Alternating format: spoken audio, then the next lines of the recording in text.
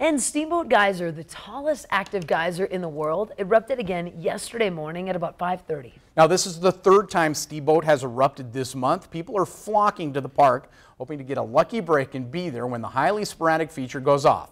TN's John Shearer reports from Yellowstone. Here at Norris, the eruption of Steamboat Geyser is really more of a social phenomenon than a geologic event. Now, scientists I spoke to say, hey, it is cool and somewhat unusual as well. But really, in terms of Yellowstone, this is the sort of thing that just happens. Try telling that to some of the people who are pouring into this parking lot today who may have never seen Steamboat erupt before. They're waiting in line for a chance to get a look at it. We see these communities of people that are there excited to see an eruption, and if it happens, there's just sheer joy and excitement for when it goes off. Now, an eruption of Steamboat is pretty special and worth seeing. Steam eruptions are more common, but still a spectacle, shooting more than 100 feet into the air at times. The more rare water eruptions, and that's what we're talking about when we say a major Steamboat eruption, are really special. One of those major eruptions can shoot 300 feet in the air, last 3 to 40 minutes, and leave the parking lot a quarter of a mile away, filled with stone, mud, and clay debris.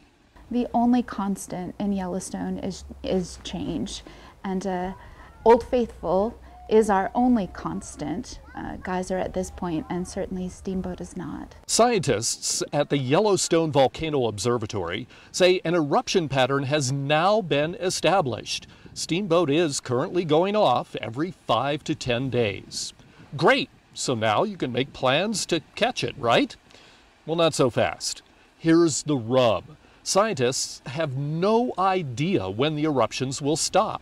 So the last one may have already happened, or maybe not. No one really knows. By no means is this an indication that there is impending volcanic activity in the park. With 20 eruptions so far this year, Steamboat is closing in on records set more than 50 years ago. That's when it went off 29 times in 1 year. So go ahead, take a shot, try to see it for yourself. Just be prepared to spend a long time trying to find a parking spot. In Yellowstone National Park at the Norris Geyser Basin, I'm John Shearer for MTN News.